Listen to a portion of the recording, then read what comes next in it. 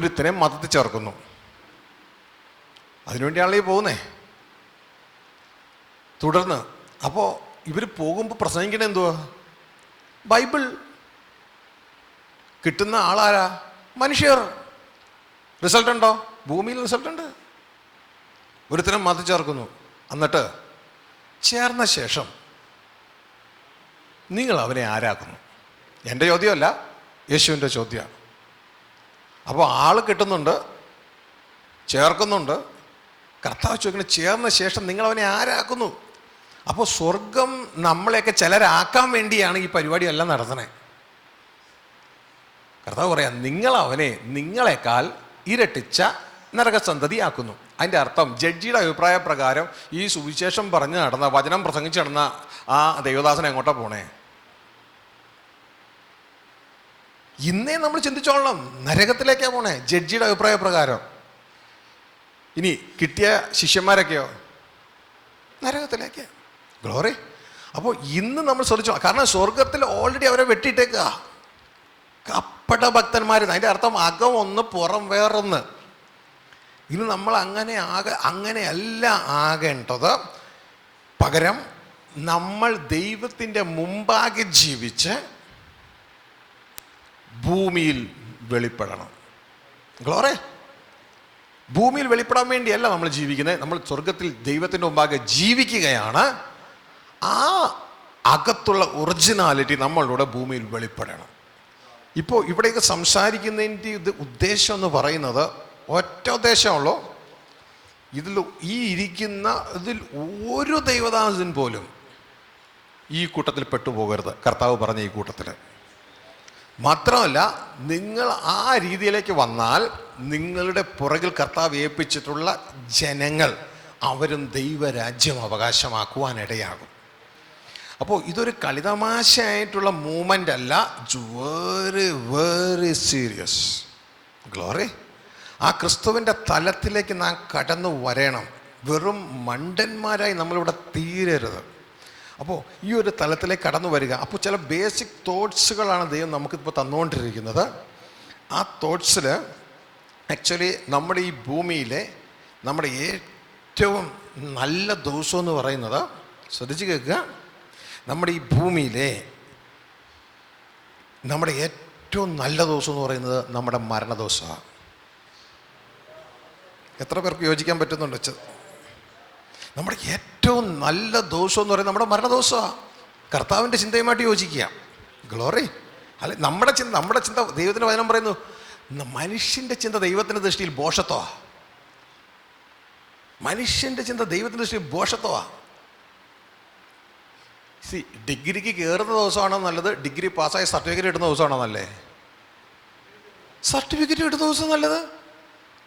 നമ്മൾ ഈ ഭൂമിയിലേക്ക് കയറിയ ദിവസത്തിനേക്കാൾ നല്ലതാണ് നമ്മുടെ മരണദിനം. യോജിക്കാൻ പറ്റുന്നില്ലെങ്കിൽ അതിൻ്റെ അർത്ഥം എന്ന് പറയുന്നത് ആ യേശുവിൻ്റെ മനസ്ഥിതിയിലല്ല. അതിലേക്ക് നമ്മൾ വരണം. ഇതിലേക്കൊക്കെ വന്ന പൗലോസ് പറയുന്നത് ശ്രദ്ധിച്ച് നിങ്ങൾ കേട്ടിട്ടുണ്ടോ?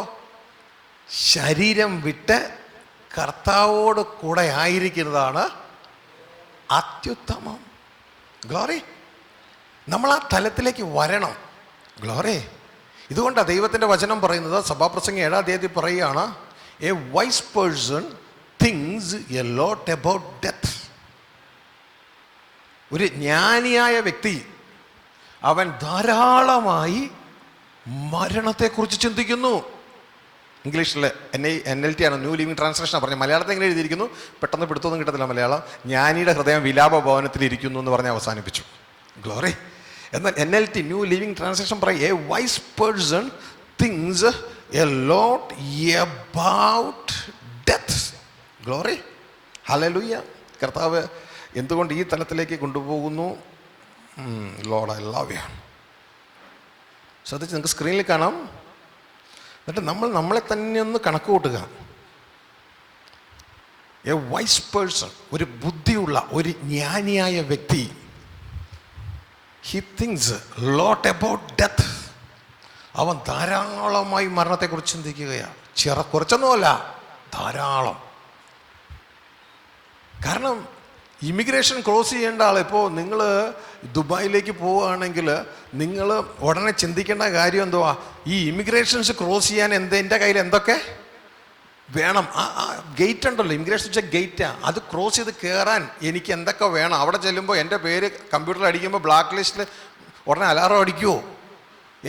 അപ്പോൾ നിങ്ങൾ അതിനു മുമ്പ് എന്തെങ്കിലും കേസ് എന്തെങ്കിലുമൊക്കെ ഉണ്ടെങ്കിൽ അതൊക്കെ സെറ്റിൽ ചെയ്തിട്ട് ആകെ പഴയൊക്കെ അടച്ച് സെറ്റിൽ ചെയ്ത് റെഡിയാക്കി, കാരണം ഗേറ്റ് ക്രോസ് ചെയ്ത് കയറാൻ പോവുക. ഗ്ലോറി. അനേകരെയും പിടിക്കുന്നത് ഇമിഗ്രേഷനിൽ വെച്ചിട്ടാ. ഇമിഗ്രേഷനിൽ അവരുടെ പാസ്പോർട്ട് നമ്പർ, അവരുടെ പേരടിച്ചു പോകുമ്പോൾ ഉടനെ അലാറം അടിക്കും, ഉടനെ അപ്പുറത്ത് പോലീസ് വന്ന് ചങ്ങലിട്ടുകൊണ്ട് പോകും. ഗ്ലോറി. ഹല്ലേലൂയ. നമ്മൾ ഈ ഭൂമിയിൽ നിന്ന് നമ്മൾ ഇവിടുന്ന് കയറി പോകേണ്ട ഇമിഗ്രേഷനാണ് നമ്മുടെ ഡെത്ത്. ഗ്ലോറി. ആരും സഹായിക്കാനുണ്ടാവില്ല. ഇവിടെ അടുത്ത ആൾ പ്രസംഗിക്കും, ഇദ്ദേഹത്തെ പോലെ നല്ല ആൾ വേറെ ഉണ്ടായിട്ടില്ലെന്നൊക്കെ പറയുമ്പോൾ ഒറിജിനൽ രംഗം അപ്പുറത്തറിയാം. മനസ്സിലാവുന്നുണ്ടോ? ഗ്ലോറി. ഹല്ലേലൂയ. അപ്പോൾ മനുഷ്യർ തമ്മിൽ ബഹുമാനിച്ച് നമ്മൾ പോകുന്നു, ഒക്കെ കൊള്ളാം. പക്ഷേ യഥാർത്ഥത്തിൽ ദൈവത്തിൻ്റെ മുമ്പാകെയുള്ള ജീവിതമാണോ നമ്മുടേത് ശ്രദ്ധിക്കുക. കാരണം നമ്മൾ മാറിയില്ല എങ്കിൽ അപകടം നമ്മുടെ പുറകിലുള്ള ജനത്തിനാണ്. ഗ്ലോറി. നമ്മൾ മാറി നമ്മുടെ പുറകിലുള്ള ജനത്തിനാ വമ്പൻ അപകടം. അതുകൊണ്ട് വളരെ ശ്രദ്ധിച്ചോളണം. കാരണം അവർക്കൊരിക്കലും നമ്മുടെ മുകളിലാകാൻ പറ്റില്ല. ഗ്ലോറി. ഈ ഒരു കരച്ചിൽ കരഞ്ഞപ്പോഴാണ് ദൈവം എന്നെ ദൈവത്തിൻ്റെ സ്കൂളിൽ പഠിപ്പിക്കാൻ തുടങ്ങി. ദൈവത്തിൻ്റെ സ്കൂളിൽ പഠിപ്പിക്കാൻ തുടങ്ങി. ഹല്ലേലൂയ. അപ്പോൾ പ്രിയരെ, ഇതുകൊണ്ട കർത്താവ് ലൂക്കോസ് 6-ാം അധ്യായം 40-ാം വാക്യം പറയുകയാണ്, ശിഷ്യൻ ഗുരുവിന് മീതെ അല്ല. അതുകൊണ്ട് ഗുരുക്കന്മാരായി ദൈവം തിരഞ്ഞെടുത്തിരിക്കുന്ന നമ്മൾ ഓരോരുത്തരും നമ്മളോട് മാത്രമല്ല കർത്താവ് ഏൽപ്പിച്ചിട്ടുള്ള സഭയോടും ചെയ്യേണ്ട ഒരു ഉപകാരം, നമ്മൾ ദൈവത്തിൻ്റെ ഹൃദയത്തിലേക്ക് വളരുക എന്നുള്ളതാണ്. ഒരു ഉപകാരം നമ്മൾ ചെയ്യണം. നമ്മൾ ദൈവത്തിൻ്റെ ഹൃദയത്തിലേക്ക് വളരണം. നമ്മൾ സഭയെ വളർത്താനല്ല ആദ്യം നോക്കണ്ടേ, നമ്മൾ വളർന്ന സഭ വളരും. നമ്മൾ വളർന്ന സഭ വളരും. ഗ്ലോറി. ഹല്ലേലൂയ. അപ്പം ഈ തലത്തിൽ നമ്മൾ വളരാതെ സഭയെ വളർത്താൻ നോക്കിയാൽ വളരില്ല. നിങ്ങൾക്കറിയാമോ, ക്രെയിൻ ഈ ക്രെയിന് ഈ റോട്ടിലൂടെ 4-5 ടയറൊക്കെ ഉള്ള ഒരു 5 സെറ്റ് ടയറൊക്കെ ആയിട്ട് വലിയ ക്രെയിൻ പോകും.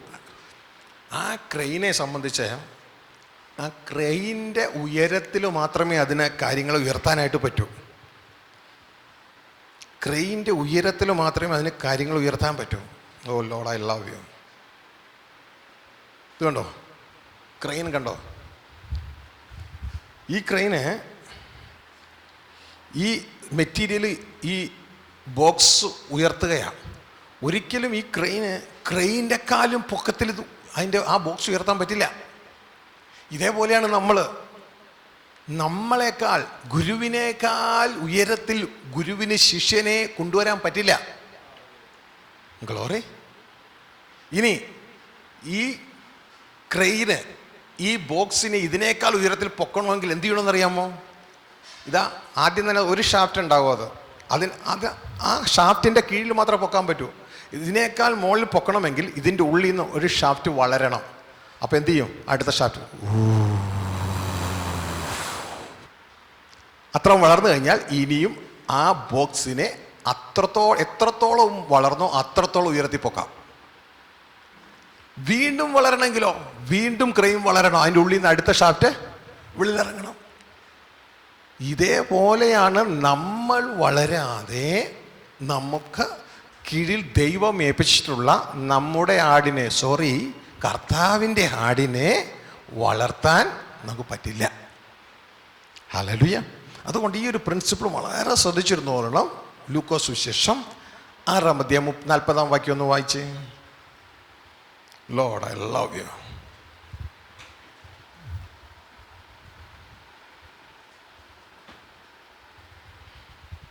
Thank you.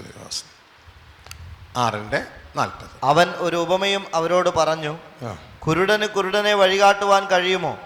ഇരുവരും കുഴിയിൽ വീഴുകയില്ലയോ?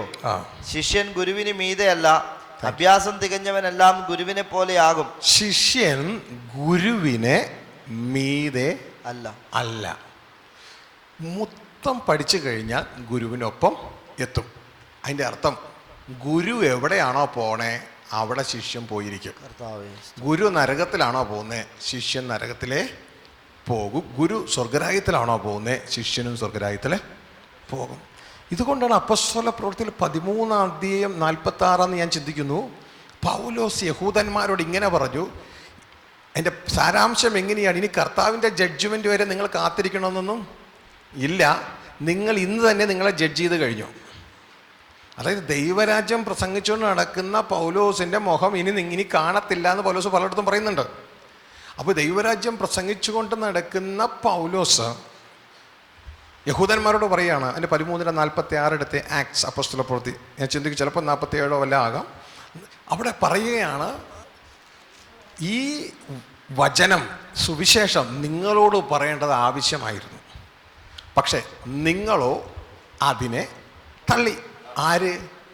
ദിവസവും പ്രാർത്ഥിക്കുന്നവർ, അപ്പോൾ ദിവസവും പ്രസംഗം കേൾക്കുന്നവർ, ദിവസവും സിനഗോഗിൽ പോകുന്നവർ, നിങ്ങളോ അതിനെ തള്ളിയിട്ട് നിത്യജീവനെ അയോഗ്യരെന്ന് അതായത് ഇനി കർത്താവ് യേശുവിൻ്റെ ജഡ്ജ്മെൻറ്റ് വരെ കാത്തൊന്നും ഇരിക്കണ്ട. നിങ്ങൾ തന്നെ നിങ്ങളെ വിധിച്ചു കഴിഞ്ഞു.